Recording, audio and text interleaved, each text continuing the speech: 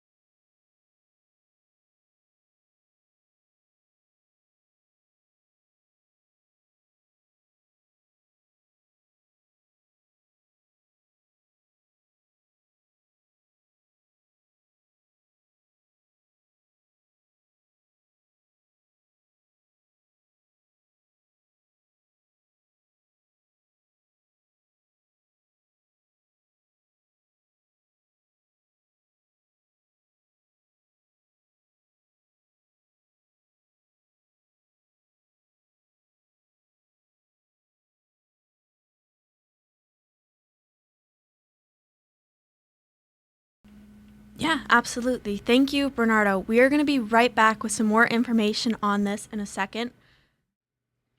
And we're back. Bernardo, we were just talking about the student media challenge. Do you want to talk about how we got involved in that? I mean, it's been an amazing process so far. Yes, we put together a really good team this past year, and I want to take more advantage of that. Meaning, we have students who are doing really great research in mental health and in the incarceration system.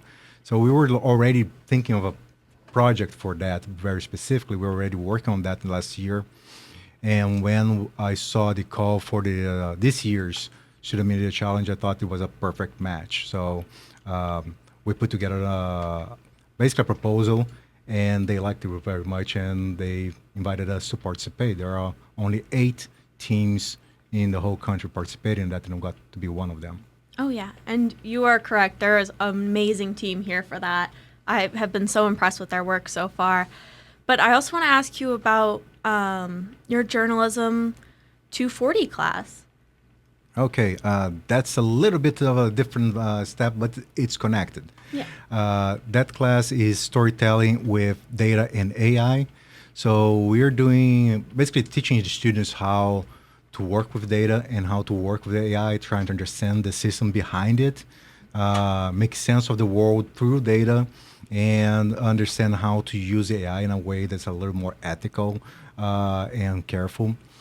But we are also working on a project that we are going to start now. The second part, we were preparing for that, and now we are going to actually start it, which is working in mapping out the state of the local news media, but not just the traditional outlets. We are going to be looking at all types of civic information and all types of people who are giving information out, and even if they're not doing that civically or in a journalistic style, many times you can find people who are have so many followers that people already trust them. So imagine if they would be actually giving people good information that they can use while they're doing that thing.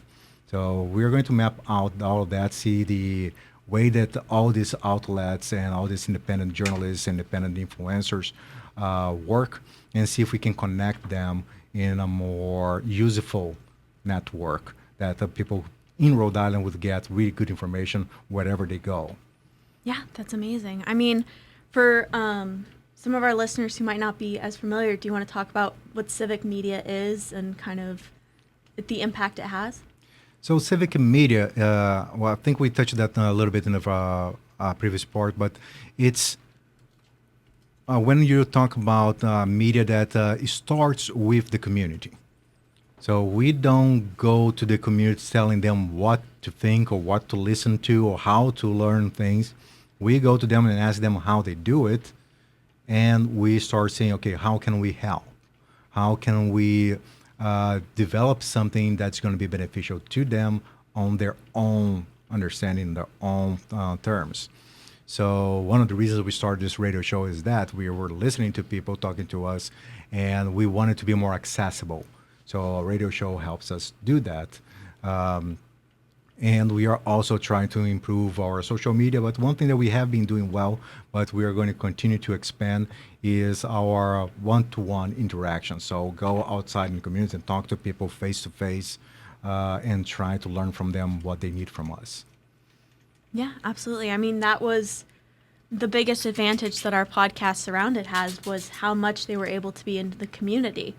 I know that they have another episode coming out soon. Would you like to talk about kind of the work they do? Well, Surrounded is an environmental justice podcast. They are working on stories. Right now, they're covering the Port of Providence that's going through a 30-year plan.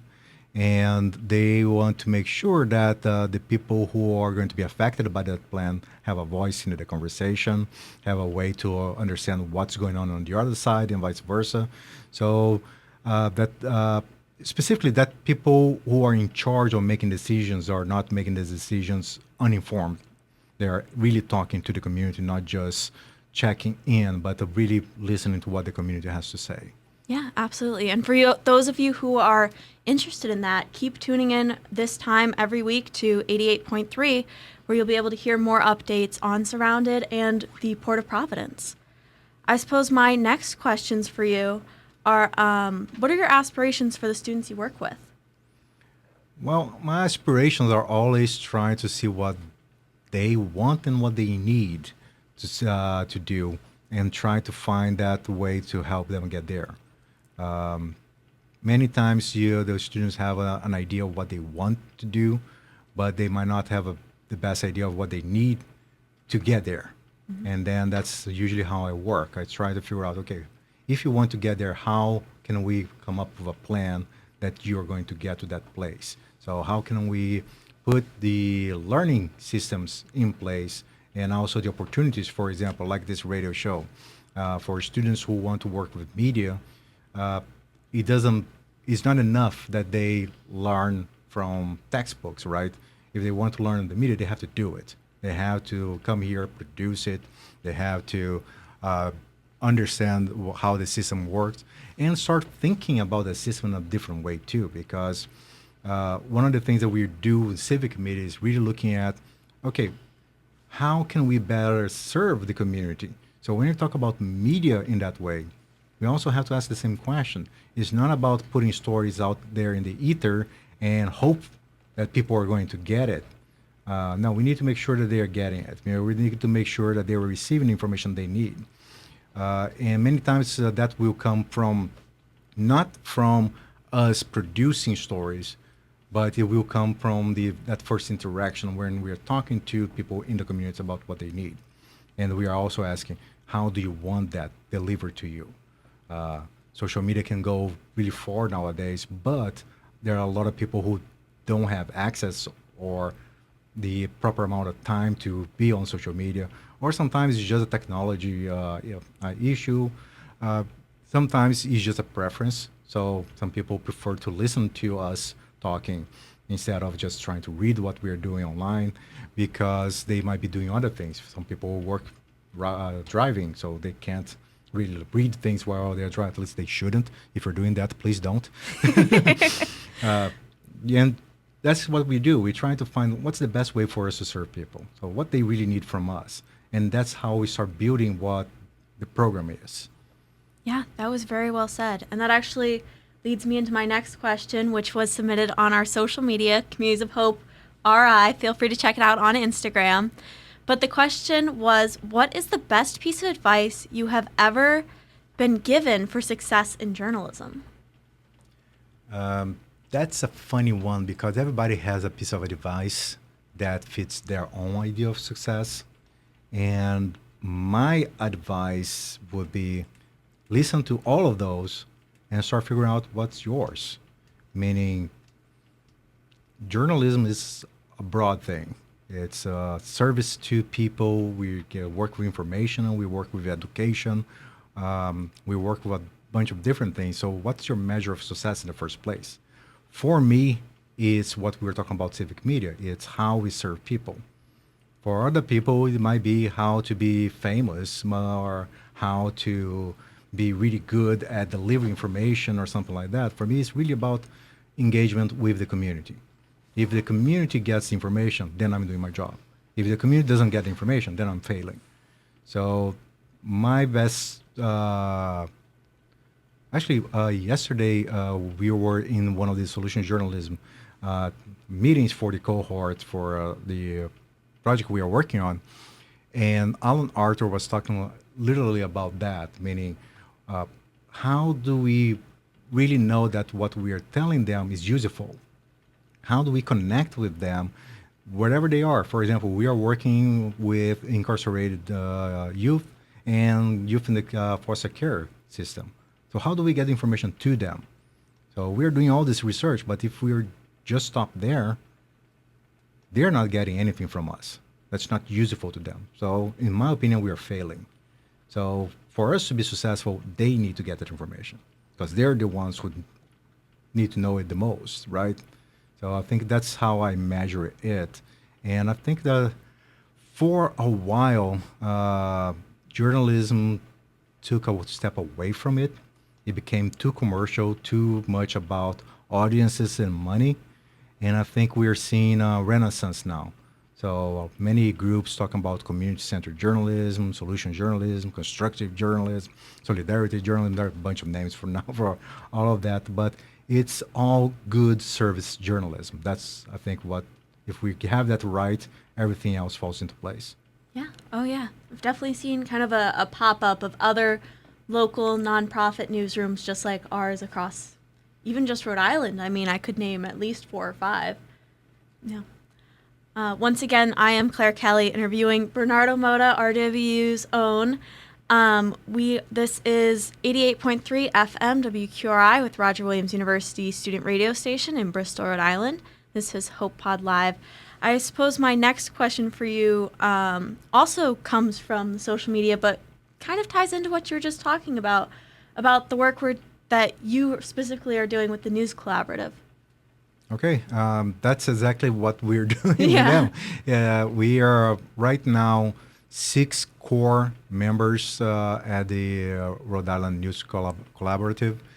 We are now in the point where we are talking to other news outlets and trying to invite more members. We just went through the process. We're still in that transition of, okay, now we exist, so now we can start working with other outlets.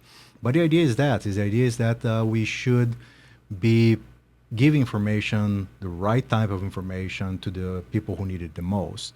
And alone, it's very hard to do that, especially when we talk about very small newsrooms, and each one of them working their own area. So we have East Greenwich News, we have Equal News, which is an environmental journalism outlet. We have the Providence Eye, we have RI News Today, we have Ocean State Stories at Salve Regional University, and we are looking into how we can not only improve the work that we are doing, increase the people who are getting information from our work, but also how can we work better together? How we can make a better effort of make sure that everybody's getting good quality information and not just noise, because nowadays everybody has social media and there's so many sources of information, so overwhelming. And we want them to think, well, wherever you go in Rhode Island, there will be places where you can go and find good information that you can trust. People who are testing that information or checking facts, who are verifying everything, and make sure that the information they're giving is also useful to the people who are getting it. So basically that's the goal of what we are doing, and we are just starting. So check our website and see our partners, check the websites of our partners and see which one you would like to follow, or if you want to follow all of us. Yeah, absolutely. For those of you who might not already, I mean, it is definitely worth checking out your local newsrooms and seeing kind of the work they're doing. I follow a couple personally on Aquidneck Island, and seeing the updates and everything like that is actually extremely important to be connected with your local community. I suppose leading kind of away from that, but still related, how do you hope the work you and the teams do will impact the community? The way I hope is that it's going to be useful to them, meaning they're going to learn something that they can use in their own lives. I think that's the main goal. If it's useful to them, if they are learning something and making the community better for it, it if it's bringing the community better. So part of what we do as Civic Media too, we are planning a bunch of events, community conversations, so we can not only learn more from the community, but also just give that information to them and find what else the community needs from us, or what kind of information they need. And the end goal of it is that it's going to be a better society in general, because we will have communities that are connected, communities that are informed, and communities that are not hating on each other, but actually working together to find common solutions. That's amazing, honestly. And how far does this impact aim to go? Well, as long as we can get them, Yeah. right? So it depends on a lot of factors, but mainly it's about how we engage with those communities and what kind of support we get to do that work. Meaning, media is nowadays not too expensive of a process, but still costs some money. Meaning, we have to pay our people so they can also be community members that can do this work, right? So we're always looking ways to pay for our students, the people who want to work with us and learn how to be journalists from us, not just the students enrolled in Roger Williams University, but anyone who wants to participate in the process. So we're always looking for people who are civically minded and want to support us in some kind of way. So if you are that person, you can contact me directly. But the main thing is to see how we can connect with other organizations, connect with people who are doing the work on the ground, make sure that they are getting the attention they need too, because there are some people there who are really doing great work and nobody knows about. So part of it is really showcase the solutions that are already on the ground, and maybe they just need a little help to do that. Absolutely. And for those of you listening, if you have any questions for Dr. Motta here, please feel free to them to us on Instagram at Communities of Hope RI. Our first question off of the Instagram is, what are you most proud of in your career, but in Communities of Hope, just in the work that you've done? That sounds cheesy, but you all. I'm most proud of my students and see them, how they move from coming here as high school students, learning this and become caring people. Meaning, I think this is the most important thing you can learn, right? A lot of people think that you either you are or you are not. And that's not necessarily true. A lot of people come here without knowing how to care about others, how to be good citizens, good community members, good friends to everybody else. And a lot of this work teaches them what's important in people's life, how to pay attention to what people need.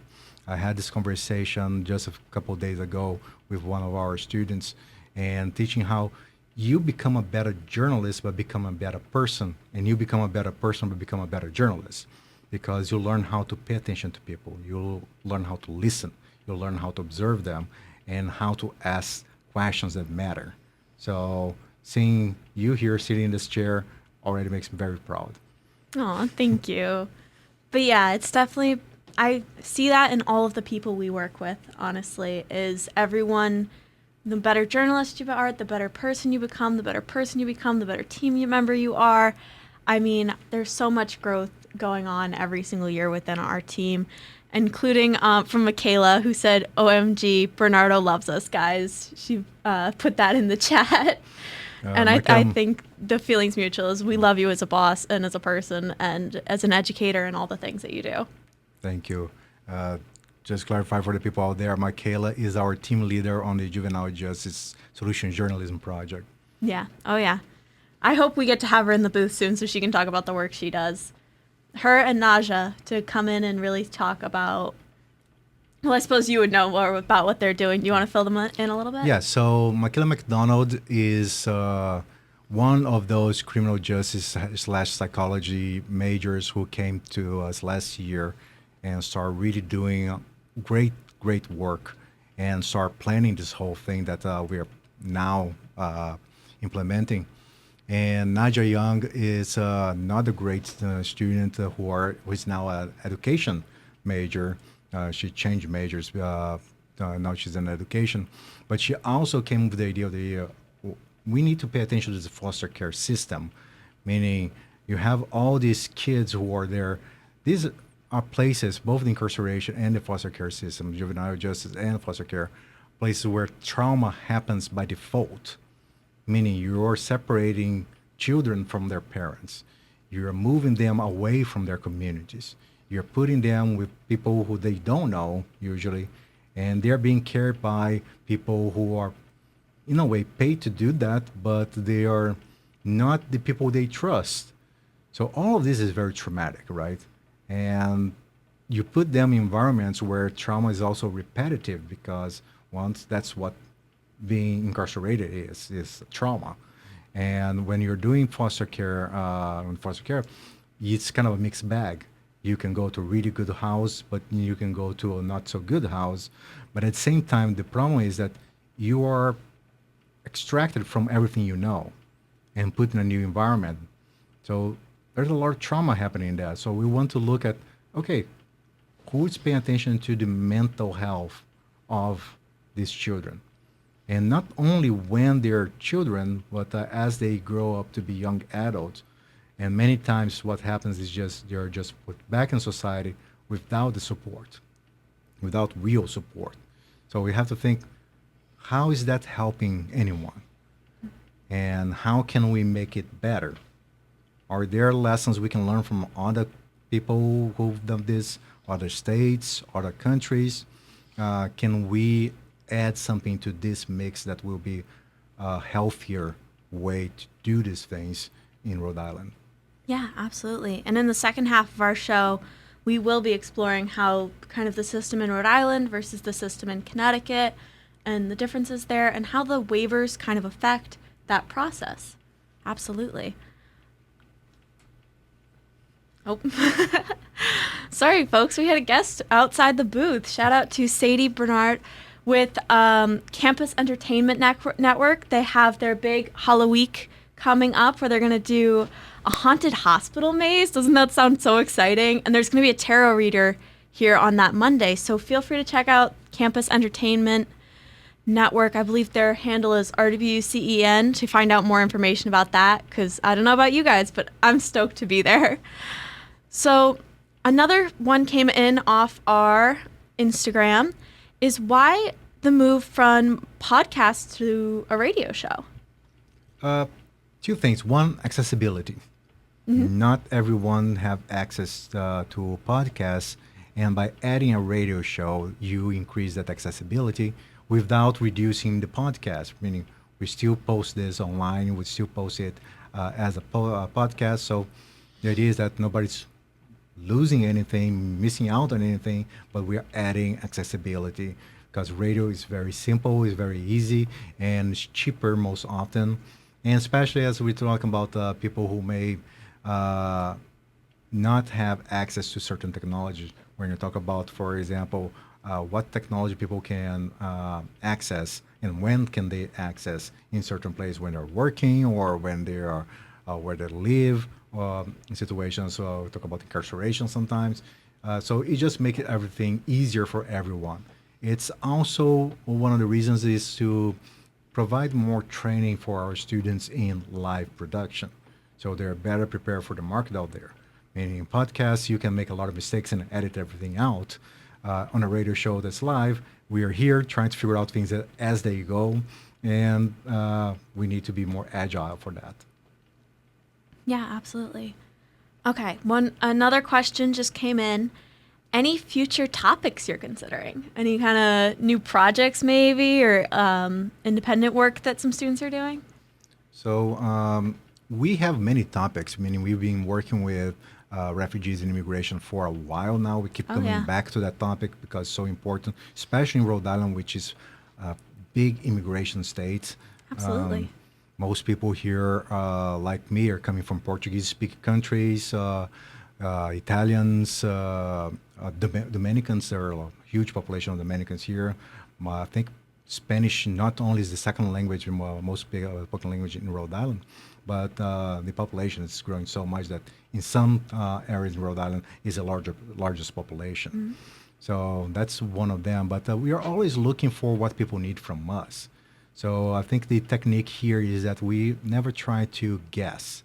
We never try to figure out, oh, let's see what Bernardo or Claire wants to do. We talk about it, but in the end is what do people need from us?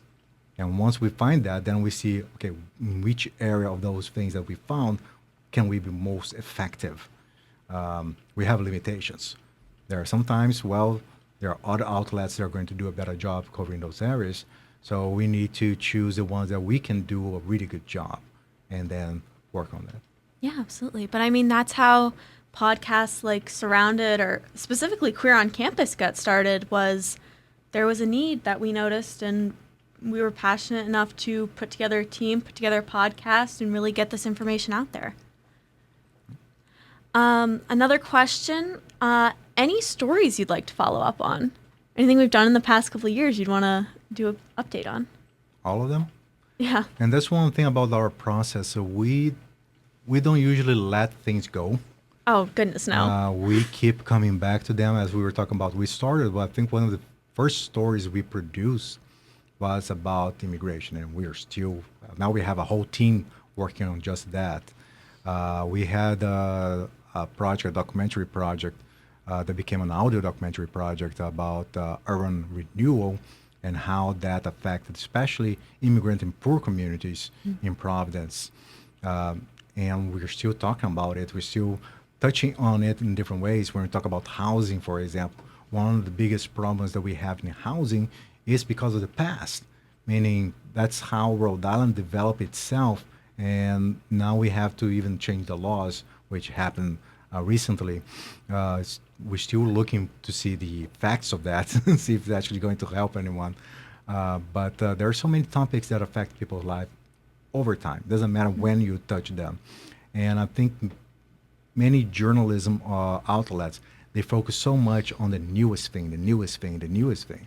Absolutely. They don't pay attention to, okay, but did we actually did something to change the old thing? We actually improve anything because of the story that we produce? So this is a part of our process. We are keeping those things as beats. So we always come back. So even the new students come in with new interests, we keep checking back down on them and see if there's anything better. We have a really good team covering LGBTQ issues. The podcast that you started, Queer on Campus, that's now part of this show too. And we keep coming back. We keep hitting that because it's not improving. So we need to do a better job in helping people to do things about it. Yeah, absolutely. I mean, I would love to see us do a follow-up on this radio show about housing, definitely. And maybe we revisit the refugee documentary. I remember that. I've been with Communities of Hope 4 years now. And that was my first year. My first big project was working on that documentary. It'll always have a special spot in my heart. Yeah, and we are going to, every year I get back with that documentary and sit down with someone who is interested in the topic to see what we can do with it. And this year we decided to just go with a whole team. So we have a whole investigation team on immigration, not just refugees, but the whole idea of immigration, whether people who came here because they wanted and people who came here because they didn't have a choice. They have to get out of where they were and ended up here. Oh, yeah. Yeah. We just got a really good question on the social media. I don't think you're going to guess what it is. But how did you come up with the name Communities of Hope? The story is interesting because it has layers. So it's not just one thing that happened. First, I was new here and I thought, well, let's ask the students who live here to see if they can come up with a name. And one of the students was a graphic designer that was working with us, Caitlin, and we were talking about this idea of what's the common theme, and I asked them. One thing that I've seen a lot is this Hope thing. This the flag, Mount Hope, Mobay, Hope Street. Every kind of town here has a Hope Street and everything else. And I started thinking this topic, and then she said, "Oh, my middle name is Hope." Well, it is the state motto. It is the state motto. That's why my Yes. sister's middle name is Hope as well. Yeah. And then we just figured out, well, there you go. We are a community news outlet, and our name is going to be Hope. So what's that? So that's Community of Hope, because we're looking at Hope communities and stuff like that. There's a lot of churches with all those names, so we try to separate a little bit, and then we were calling ourselves Communities of Hope RI, and now we just embraced the name Civic Media. So it's a kind of a good way to tell people who we really are.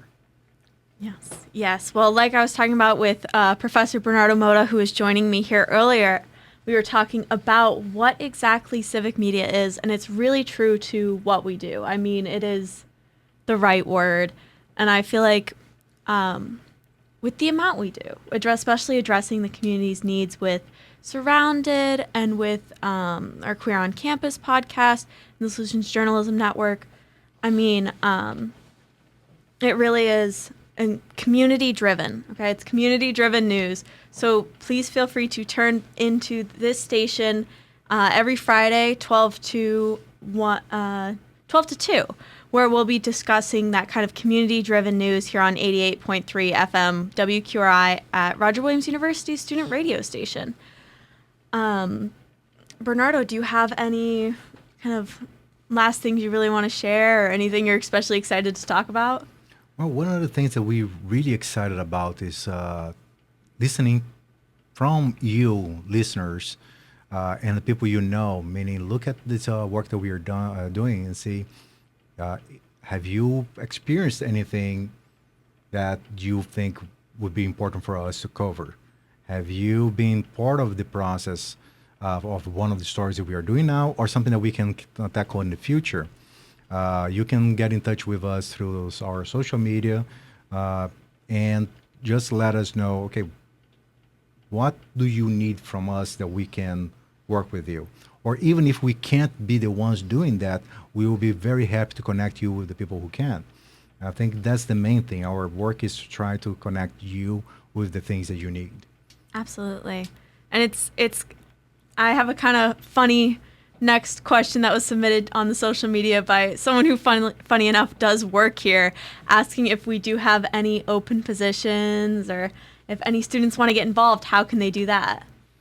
So we have a bunch of ways for them to do that, Yeah. but mainly we work with students who are eligible for work study. So that's one way that we can pay them. We have internships for credit, and sometimes, like the Solution Journalism Network, we can get grants and get some paid internships. We also work with volunteers who want to get trained. So if you are not at Roger Williams University and you want to get trained, we can try to see if we can fund that.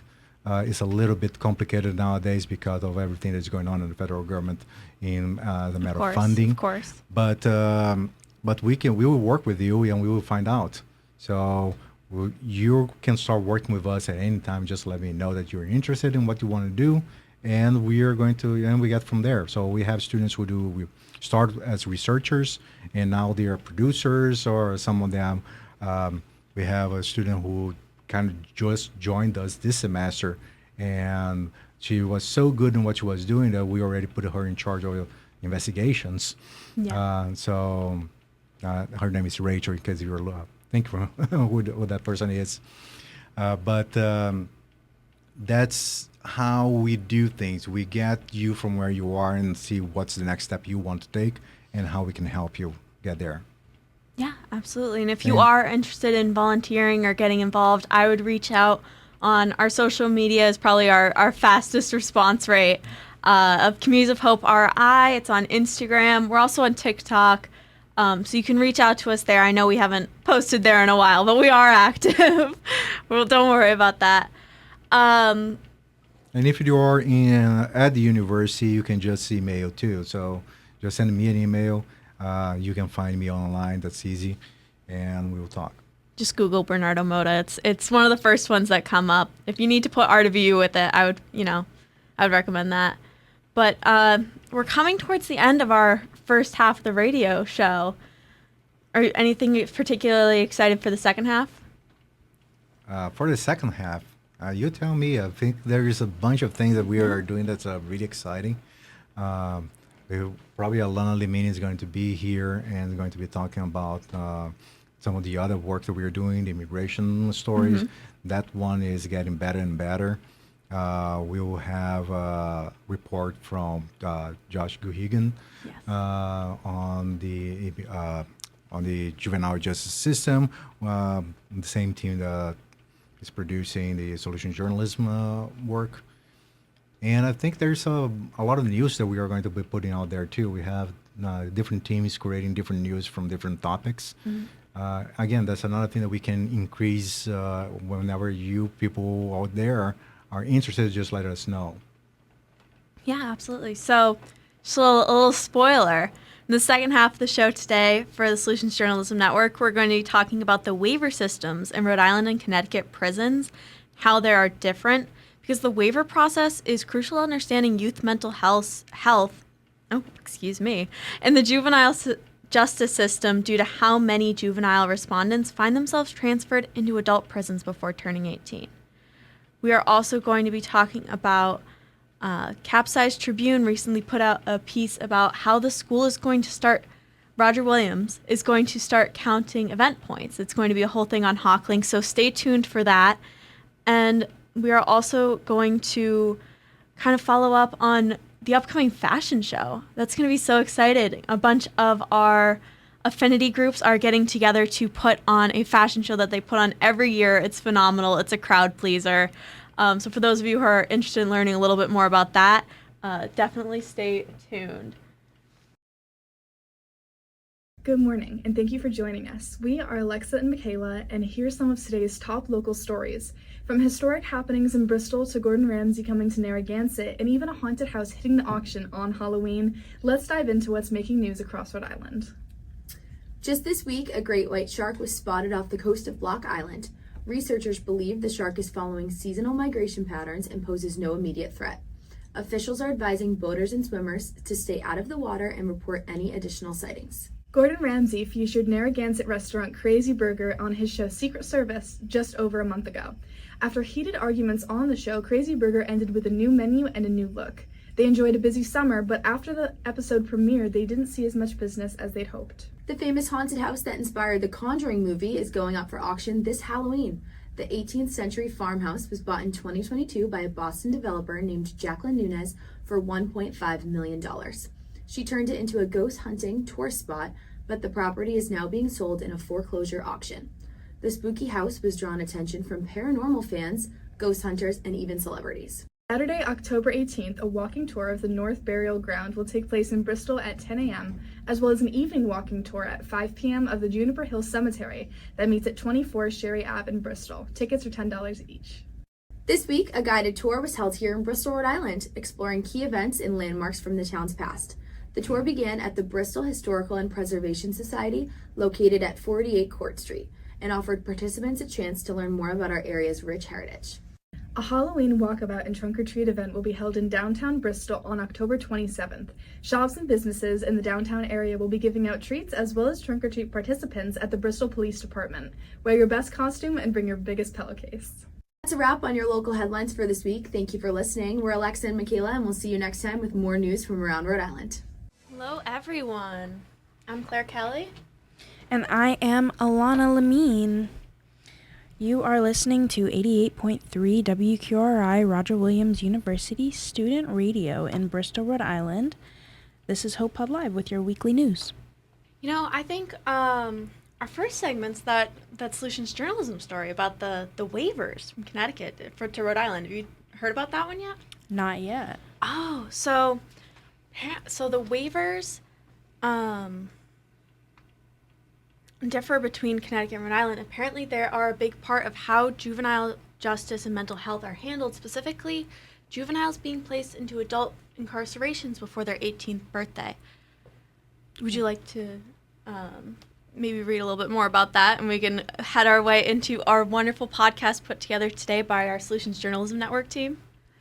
The waiver process is crucial to understanding youth mental health in the juvenile justice system due to how many juvenile respondents find themselves transferred into adult prisons before turning 18. All right, let's go ahead and give it a listen.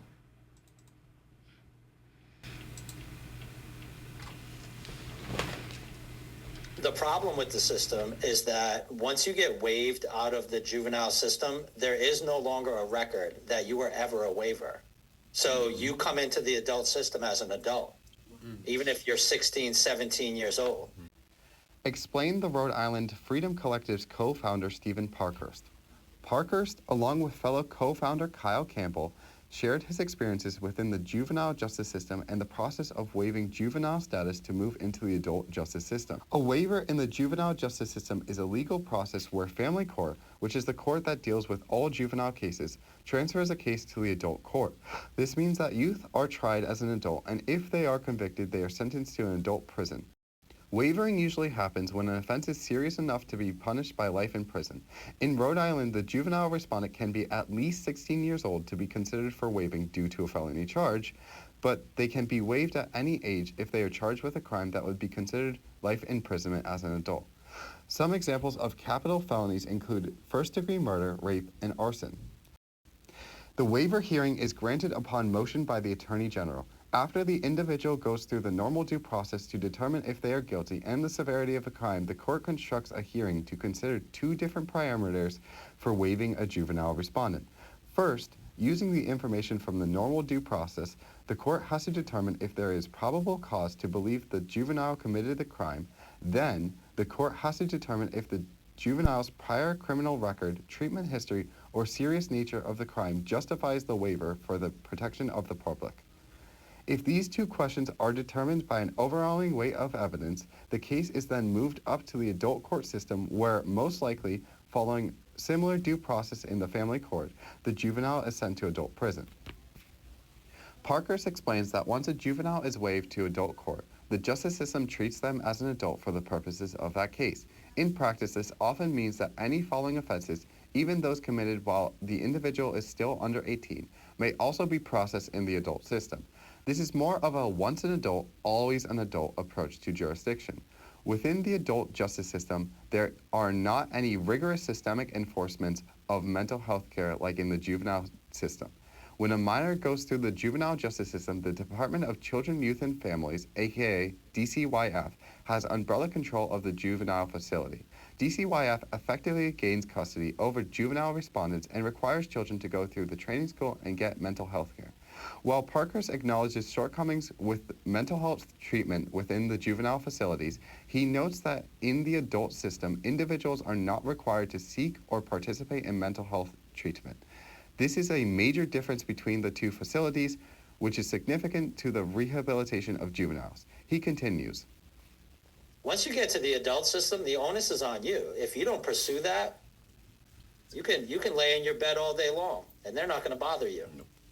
You can wilt away, on a plastic mattress for 20, 30, 40 years until you die in there and suffer through mental health issues. The Juvenile Justice and Delinquency Protection Act, or JJPDA, is a federal law that was created to protect juveniles in the justice system. One of the key components of the law is that juveniles must not be housed in the same place as adult inmates. This is called the sight and sound separation, which basically means that juveniles should not see or hear adult prisoners and vice versa. The purpose of this is to keep juveniles safe from the abuse and provide a safer environment for them. This law is applied to juveniles who are in detention or pretrial situations. For example, if a 16-year-old is arrested and awaiting trial, the state must ensure that they are housed separately from adult inmates. But the JJPD Act, rules and regulations for police departments in Rhode Island specifically state that the JJPDA and its requirements do not apply to a juvenile who has been waived. According to the Sentencing Project's 2021 Youth and Adult Courts, Jails and Prisons Brief, when a juvenile is waived and sentenced into the adult court system, they are still likely to be placed in an adult facility. Since 1980, the federal government has required that states remove children from adult jails as part of the JJPDA's core protection. But juveniles who have been waived have historically been excluded from these protections because state laws classify them as adults. As stated in the brief, a juvenile being placed in an adult facility poses serious risk as the juveniles can face higher chances of suicide, sexual assault, and recidivism. Many juveniles are placed in solitary confinement under the guise of protection, but this could worsen mental health struggles and cause long-lasting trauma. The 2018 reauthorization of the JJPDA aimed to make it so that youth must be kept separate from adults regardless of whether or not they have been waived. There is an exception to this, which is when the court determines that keeping a minor in the adult facility is in the interest of justice. While the 2018 reauthorization aimed to expand protections for juveniles, it still leaves the treatment of waived juveniles largely dependent on state policy and local court discretion. Rhode Island's waiver system is not the only way to construct a transfer system. Over the border in Connecticut, the waiver system is a little bit different. Connecticut's system states that any case that is defined as a capital felony, Class A felony, and many Class B felonies automatically get sent to the Superior Adult Court. Bearing discretionary transfers for Class C, D, and unclassified felonies, Connecticut doesn't have a hearing system in place like Rhode Island does. And so any individual who commits a life imprisonment crime over the age of 15 has their case immediately sent to the Superior Adult Court. If the juvenile respondent is found guilty, they are sent to the adult prison. But unlike Rhode Island, Connecticut has systems in place to protect children and ease the transition into the adult prisons. Similarly to Rhode Island's juvenile respondents being under the custody of DCYF, when juveniles in the Connecticut system enter the adult prison system, they are under custody of the Connecticut judicial system. Before juveniles step foot into the adult system, they go through transition meetings in order to help them become better oriented with the prison. These meetings also provide opportunities for mental and physical health intakes so prison faculty can take better care of their inmates. Additionally, staff are trained specifically to support juveniles within the adult system. There are also specific protections for juvenile girls who go through the adult prison system. These protections come from a concern that most of the evidence-informed practice in setting up the transfer system is from males within the system given their higher percentage of criminal cases. The 2023 Transferred Juvenile Custody Implementation Plan, put together by the Connecticut Judicial Branch, outlines that juvenile girls should not share housing with either juvenile boys or adult males. There is also a greater push for girls to have their own access to home-like residential programs that allow for academic skill development, vocational exploration, and individual and group counseling. In the following weeks, the Solutions Journalism Network series on the juvenile justice system will be back with an interview featuring Kids Count Rhode Island and an investigation into possible solutions to the juvenile mental health system. We will look into alternative juvenile justice systems not only in other states, but across the whole globe.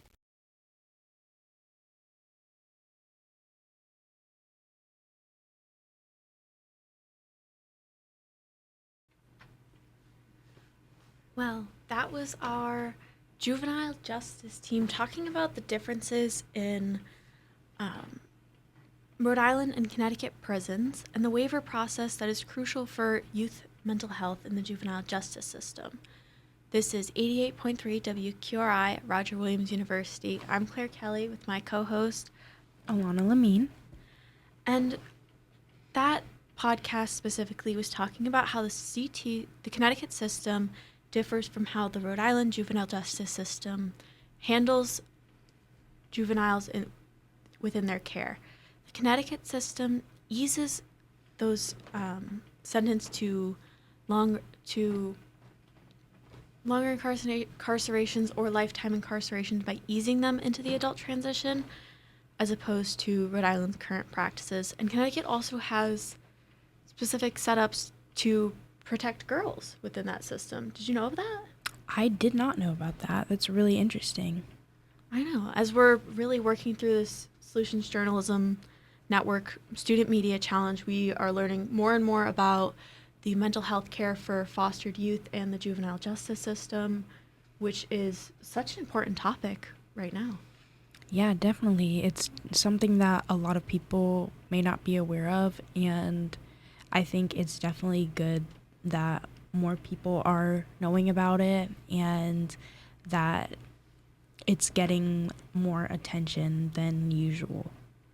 Yeah, absolutely. And if this is something that you guys are interested in or interested in hearing more about, tune in to here 88.3 FM WQRI every Friday, 12 to 2. We will be in here talking about that, environmental justice, queer issues, and other, Social justice topics. yeah.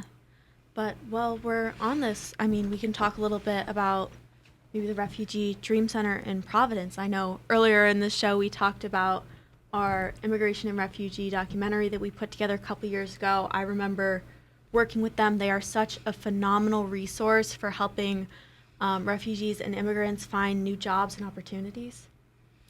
Yeah. Usually it's based on the reception and placement and post resettlement of refugees, which is really important. Mm-hmm. Absolutely. And I mean, it's a place for self-care, help, healing, and personal and professional development, and as a venue for empowerment and strengthening cultivation and accomplishment towards success. I mean, the work they do is so important for the surrounding communities. Yeah, and it definitely recognizes the value of just everyone, and it helps the people that they help to recognize their own value. Yeah. The skills they have, everyone is bringing in their own experiences, and those experiences are beneficial to work environments regardless of who you are. Like, Absolutely. and the work they do, especially to equip young individuals with essential resources to thrive in their educational pursuits, is so important. That kind of hands-on tutoring that maybe the Providence school system isn't able to provide. Absolutely. Education is so important. They also offer membership programs to provide Yeah, psychosocial support, guidance in college, essay writing and applications, peer support, and opportunities for interpersonal and social connections. Yeah, they really provide resources to make adults well-sufficient with English or finances or computer skills and citizenship classes. If you are looking for an excellent local resource to turn to, I would highly recommend the Refugee Dream Center. And they are located just in Providence. You can give them a quick Google search. Once again, it is the Refugee Dream Center. Alana, would you like to introduce our next topic or transitioning to? Absolutely. There is a new campus publication out in collaboration with the Society for Professional Journalists, also known as SPJ, and Communities of Hope, titled The Capsized Tribune. We write on a variety of topics, from campus updates to investigative pieces. There is always something going on. Check out the Instagram at Capsized Tribune, or check out the website capsized.rwu.me for more recent stories. And, we talked about Capsize a little bit earlier in this radio station. Specifically for Hope Pod Live, we talked about the fact that Roger Williams University is introducing a new point system to amplify its student engagement. This story was written by Addison Mason from the Capsized Tribune. The article is called Start Building Your Points. It talks about how this new point system is going to be added to the original Roger Link tabs. There's going to be a new one labeled Points. At each event will have its own set point value that students can earn upon checking in. And these points will lead to future awards and prizes for those attending events on campus. Oh, wow. That's really good it's going to be really great for engagement. And I'm definitely excited to get into that. Yeah. Well, do you know how we're going to start implementing this? Do you know why? No, I don't. So, as some people might know, our HawkLink and RogerLink is run by Campus Labs, and we were chosen as one of the 10 schools in a raffle to participate in the first wave of this trial. So this is like brand new. Wow. I know. This That's really is exciting. Yeah. It's going to be really interesting to see how it kind of affects student engagement. And I mean, the new update will definitely help clubs and organizations across campus by bringing more students to their events. And it seems like students are excited for the opportunity to win prizes for the amount of points that they get. Did you hear about this? I didn't. This is definitely going to be really interesting. I'm excited to see how this goes. Yeah. Well, apparently they're talking about doing prizes like Hawk Dollars. Like, you know, for so many events you attend, you get a free coffee at Starbucks and Hawk Dollars. I mean, it's exciting. And for those of you who are familiar with SPLO, our own Adrienne Harris is currently researching kind of what prizes she thinks students will be interested in. I mean, I'm holding out for Lego sets. I don't know about you. Oh, yeah. I think it'll be something really great, so something definitely to look forward to. Yeah, absolutely. And I mean, the RogerLink Points has the potential to provide many opportunities for the organizations, the faculty, and the students to make our campus more interactive for all students, while also adding events to kind of like pique students' interest. Now this is going to be great for kind of those student leaders like yourself who are trying to figure out what kind of events people are really interested in. Yes, as an e-board member, it'll definitely be something helpful to help promote events and make sure that, and to keep up engagement. Yeah. Which club are you on the e-board of? The Women of Color Club. We meet Mondays, 5 to 6. So if you're ever, just come on down. Well, we were talking about the fashion show too earlier. I know that's coming up. Are you excited? I am excited. I will be walking this year. Oh. Yes, 2 rounds and the culture round. So I'm really excited about that. Can't wait. Yeah. It's going to be a great time. That's on November 1st, right? Yes, November 1st. I don't think I know the time yet, but stay tuned for that. Yeah, tune in next week for more about the fashion show. Absolutely. Definitely. But while we're on the topic of kind of local news outlets, the Hawks Herald is Rogers' news outlet with the latest edition of the paper and the newsstands around campus. Seen last Thursday. I mean, stay tuned for the second paper coming out to you this week. And you can also check them out online at thehawksherald.com or follow them on Instagram at the Hawks Herald. I mean, you are listening to 88.3 WQRI, Roger Williams University Student Radio in Bristol, Rhode Island. This is kind of what we're talking about, is this kind of local news. Do you have anything that you definitely want to drop? I already dropped CEN's big Halloween event week coming up. Oh, yeah. I think next week, maybe not next week, but the week after, Howie's also has an event. They're doing their Howieween, which is going to be really cute. It's supposed to promote your everyday movement, and you also get a little bit of candy. It's going to be great.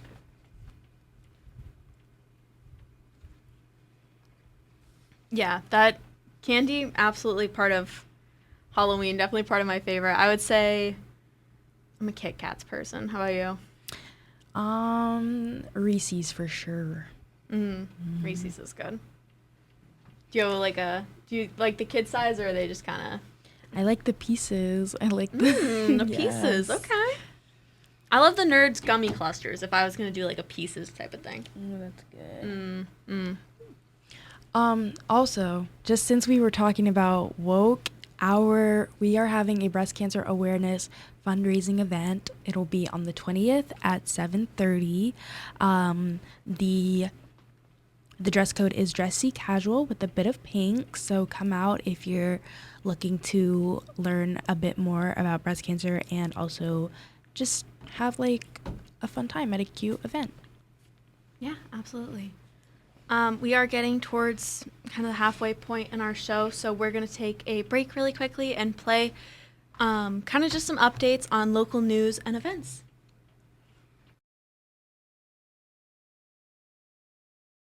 Good morning, and thank you for joining us. We are Alexa and Michaela, and here's some of today's top local stories. From historic happenings in Bristol to Gordon Ramsay coming to Narragansett, and even a haunted house hitting the auction on Halloween, let's dive into what's making news across Rhode Island. Just this week, a great white shark was spotted off the coast of Block Island. Researchers believe the Good morning, and thank you for joining us. We are Alexa and Michaela, and here's some of today's top local stories. From historic happenings in Bristol to Gordon Ramsay coming to Narragansett, and even a haunted house hitting the auction on Halloween, let's dive into what's making news across Rhode Island. Just this week, a great white shark was spotted off the coast of Block Island. Researchers believe the shark is following seasonal migration patterns and poses no immediate threat. Officials are advising boaters and swimmers to stay out of the water and report any additional sightings. Gordon Ramsay featured Narragansett restaurant Crazy Burger on his show Secret Service just over a month ago. After heated arguments on the show, Crazy Burger ended with a new menu and a new look. They enjoyed a busy summer, but after the episode premiered, they didn't see as much business as they'd hoped. The famous haunted house that inspired the Conjuring movie is going up for auction this Halloween. The 18th century farmhouse was bought in 2022 by a Boston developer named Jacqueline Nunez for $1.5 million. She turned it into a ghost hunting tourist spot, but the property is now being sold in a foreclosure auction.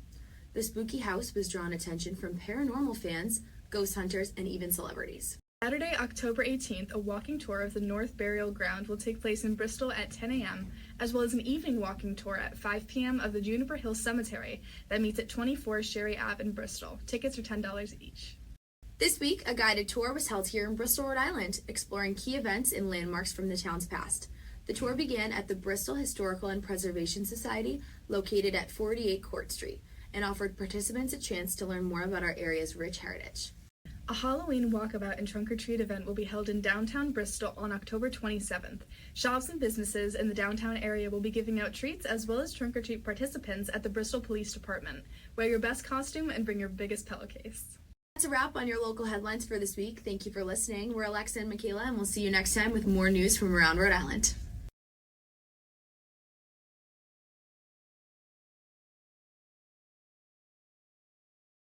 So this month is Breast Cancer Awareness Month, and I was also talking about how the Women of Color Club is hosting a breast cancer awareness event on the 20th of October, starting at 7:30. So if you are interested in learning a bit more about breast cancer, having some snacks, pop out. Yeah, absolutely. And that's a great event. We have a couple of different events coming up this week, not this week, but this month, breast cancer awareness, especially with our Colleges Against Cancer Club. I know that they have a couple of things coming up as well. So I would check both of those clubs out if you are interested in getting involved with an event like that. Yep. So Alana, what do we have coming up next? What's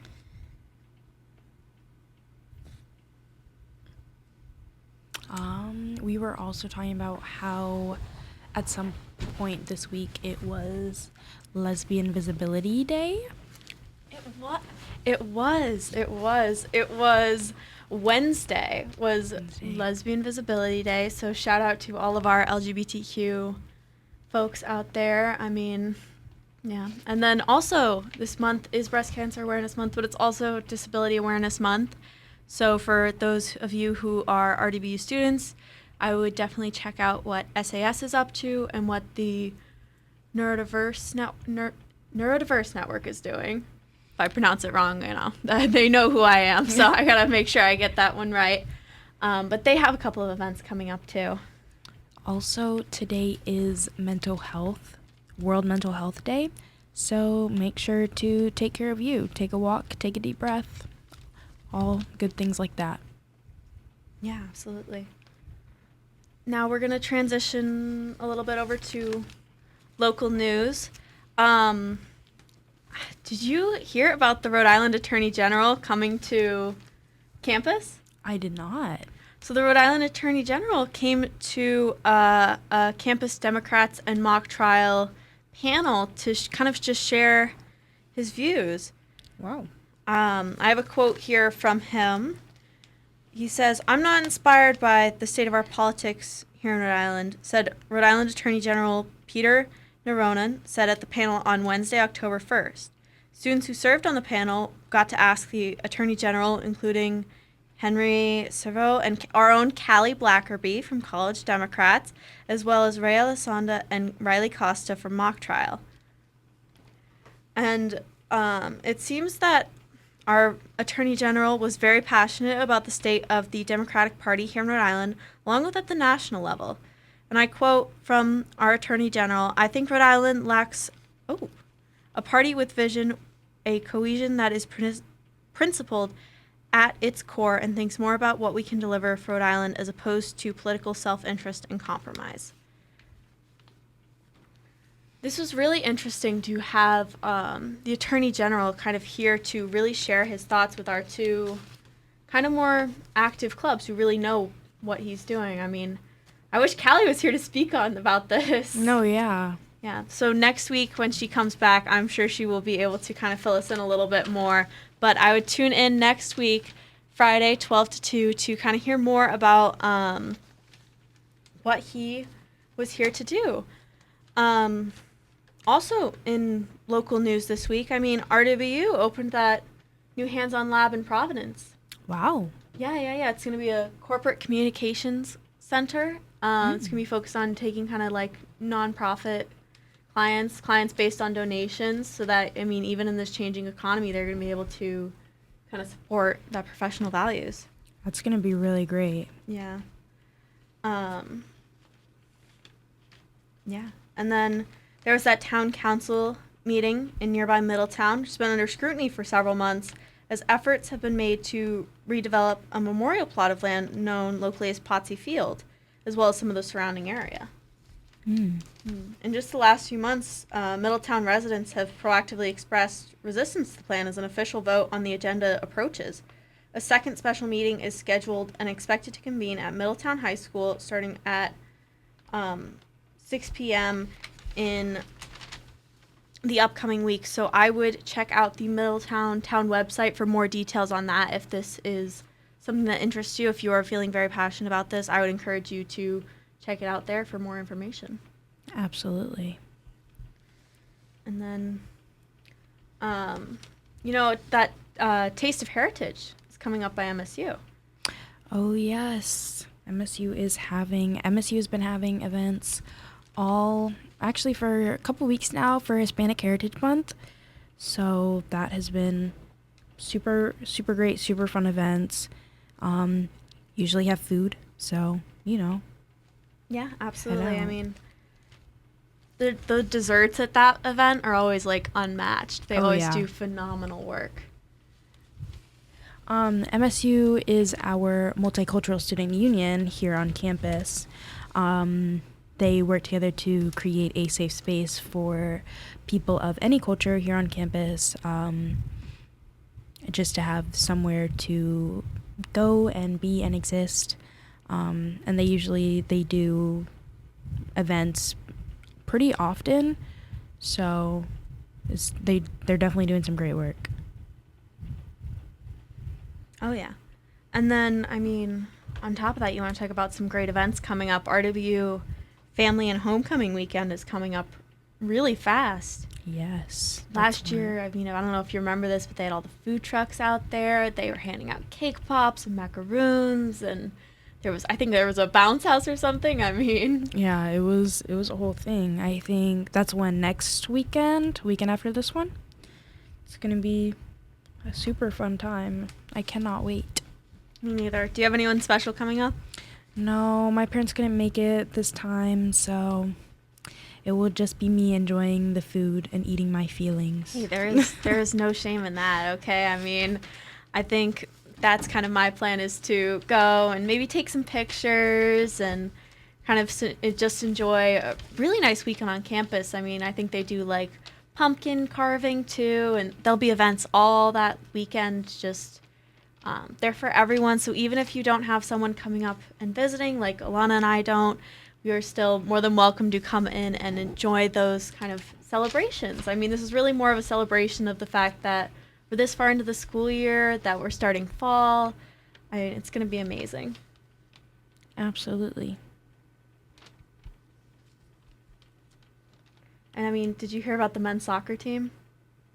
What happened with the men's soccer team? The men's soccer team is at the midway point through their season, but they're undefeated right now. Wow. I know. They've That is won something. 8 games. That's crazy. I know. Maybe I think they're going for the championship again this year. I think they have a kind of a good run for it. Oh, yeah. Yeah, but we all know our winning team is our women's rugby team. I mean, shout out to the women's rugby team. Absolutely. They have taken home more titles than I could even count at this point.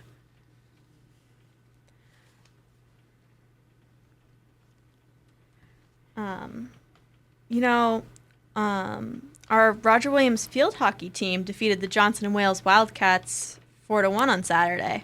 Wow. Yeah, they improved on their record of 4-0 on the season in Conference of New England play. And they earned 13 penalty corner opportunities and an outshot the Wildcats 18-1 during the Wow. game. Yeah, I know. Some of our Look at teams us have been go. doing well. Like, Yeah. Oh, yeah.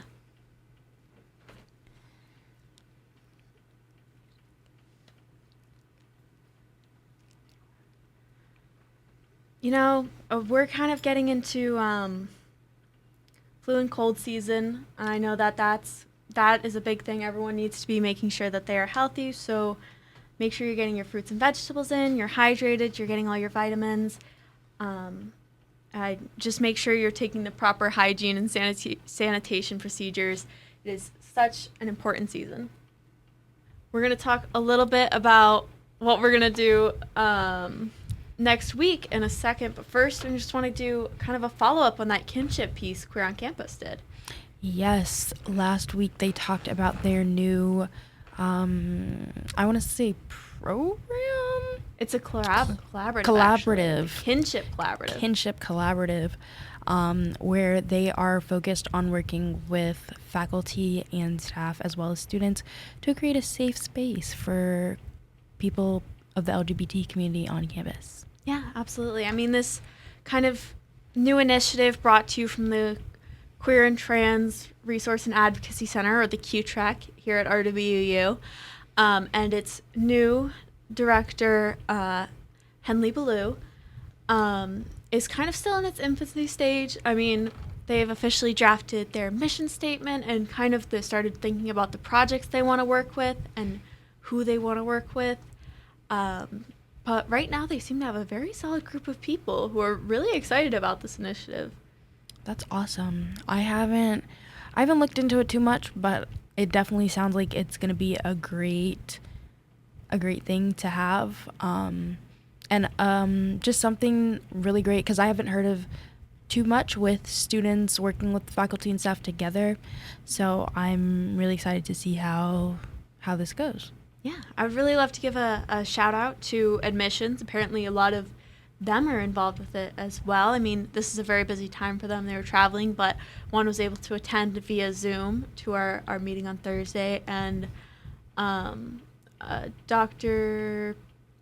Pierce who teaches sustainability here seems to be a big part of it. And then that professor who teaches gender and sexuality studies, who had Callie come in and speak to her class, actually is also involved with that pretty heavily, as is Henley, as we talked about earlier. And right now they're kind of focusing on having kind of a by us for us type of council, LGBTQ advocacy and resources, and just making sure that students and staff and faculty all feel that their voices are heard when it comes to kind of creating this inclusive, safe space and safe environment for students, specifically on creating like the policies for that, and then actually following up on them, enforcing them, and making sure that everyone's kind of respecting that and on the same page. That's wonderful. It definitely is going to make people feel safer, even though our campus is pretty safe, but It is pretty safe. Make people feel safer on campus. So that's exciting.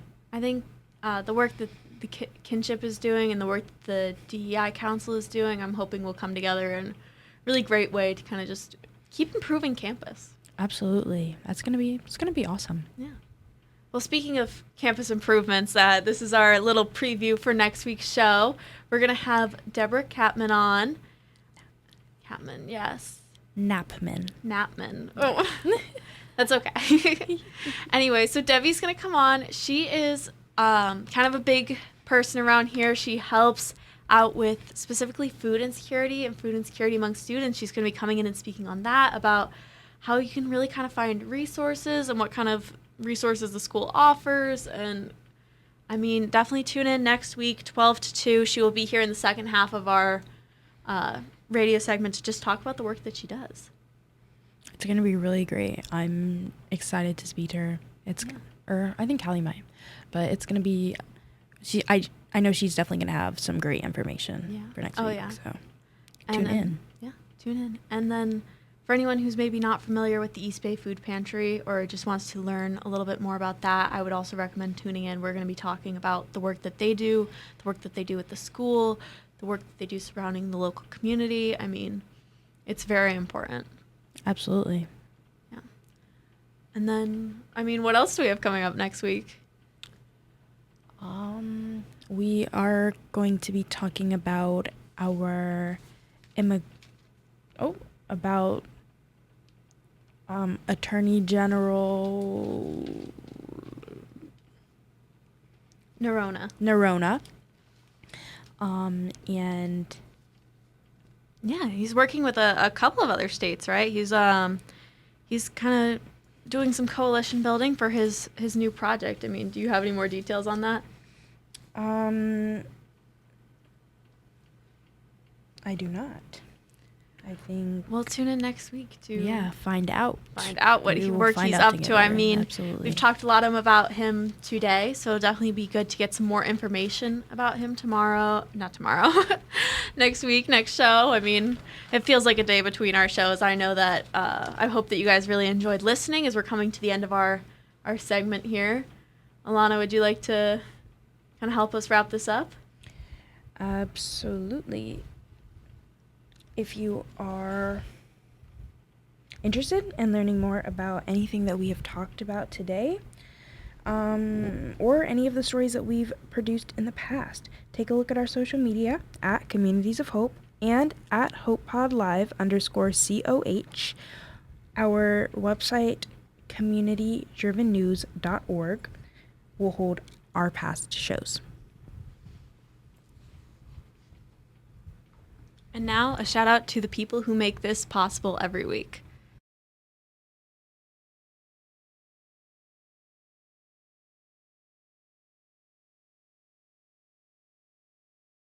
Alexa Benson Amaranti, Ashlyn Keating, Addison Mason, Anna Pellegrini, Abigail Stark, Brenna Medeiros, Claire Kelly, Joshua Gahegan, Kylie Meadows, Lugina Larry-Rall, Matthew Downey, Michaela McDonald, Naja Young, Rachel Cabral, Rebecca Scheffler, RJ Rune, Sarah Price, Zara Atai.